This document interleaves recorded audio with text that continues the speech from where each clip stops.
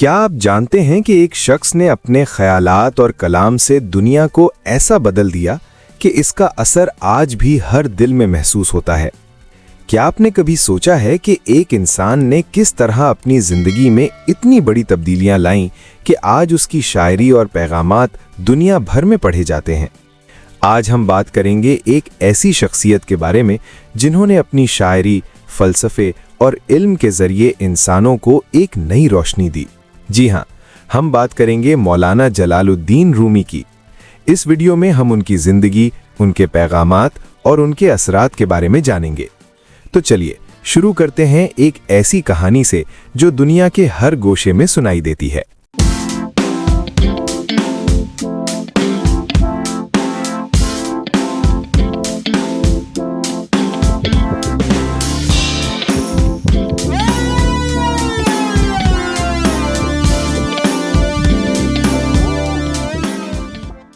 مولانا جلال الدین رومی کا اصل نام محمد بن حسین حسینی خطیبی بکری بلخی تھا۔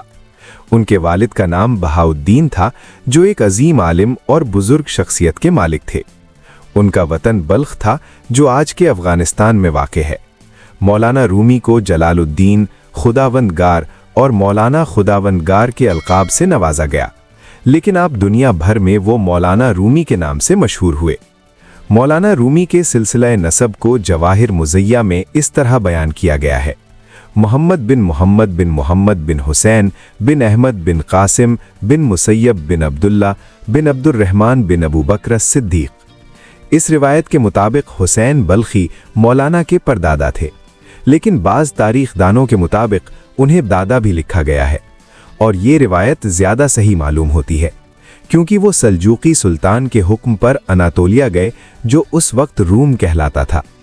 مولانا جلال الدین رومی ایک مشہور صوفی فارسی شاعر تھے جن کی شاعری نے دنیا بھر میں بے پناہ شہرت حاصل کی۔ ان کی مشہور کتابیں مثنوی، فیہ ما فیہا اور دیوان شمس تبریز ہیں۔ یہ کتابیں مولانا کی روحانیت اور شاعری کی ایک گہری عکاسی پیش کرتی ہیں۔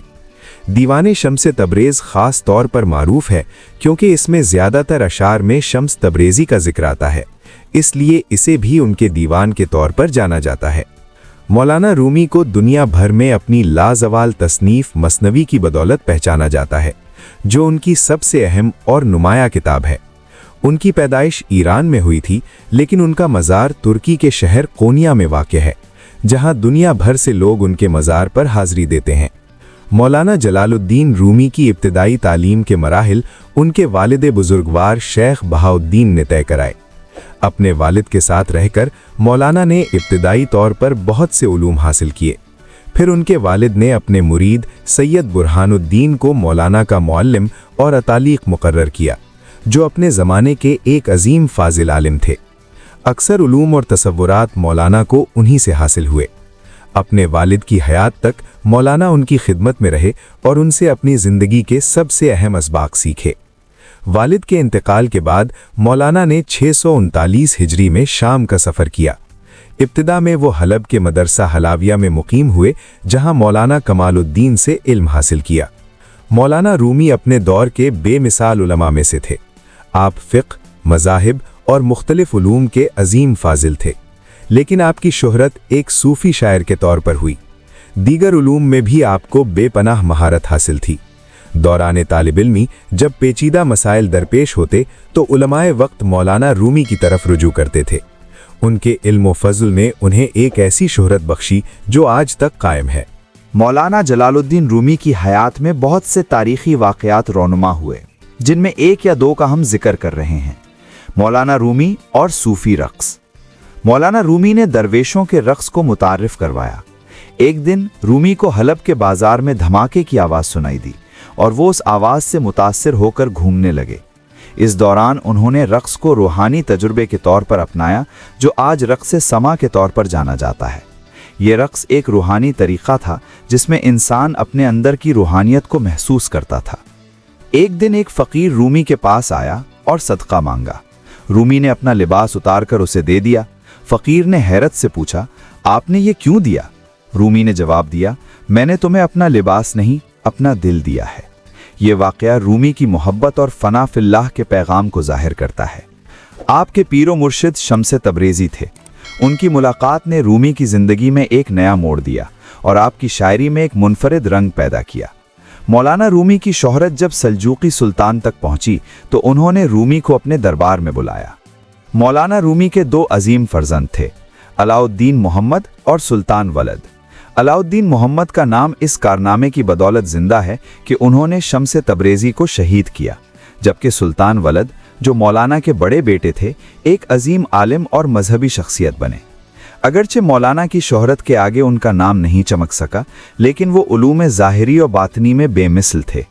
उनकी तसानीफ में एक मशहूर मसनवी है जिसमें मौलाना के हालात और वारदात दर्ज हैं, और ये किताब मौलाना की मुख्तसर सवाने उम्री के तौर पर जानी जाती है।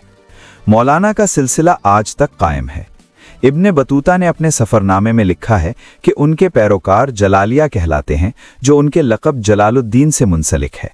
ताहम ये सिलसिला आजकल एशियाई कुचक, शाम, मिस्र और कुस्तुनतुनिया में मौलविया के नाम से जाना जाता है। दूसरी जंग अजीम से कबल बल्कान, अफ्रीका और एशिया में इस तरीक़त के पैरोकारों की तादाद लाखों तक पहुंच चुकी थी।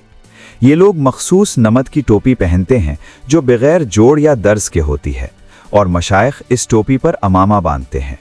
इनका जिक्र शुगल हल्का बांध कर किया जाता है, और रक़्स के दौरान एक शख्स हाथ सीने पर रखता है और दूसरा हाथ फैलाए हुए एक जगह पर चक्कर लगाता है।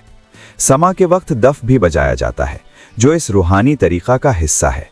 मौलाना जलालुद्दीन रूमी का तकरीबन 66 साल की उम्र में 1273 ईस्वी 672 हिजरी में वसाल हुआ। उनकी कब्र मुबारक कोनिया तुर्की में वाक़े है, जो एक अजीम मजहबी और सकाफ़ती मरकज़ बन चुका है। उनका मज़ार एक म्यूज़ियम की सूरत में मौजूद है, जिसका रकबा 18,000 मुरब्बा मीटर है, और ये दरगाह हज़रत मौलाना, मस्जिद, दरवेशों के कमरे, लाइब्रेरी, तबर्रुकात का कमरा, समा हॉल और एक वसी बागीचा पर मुश्तमिल है।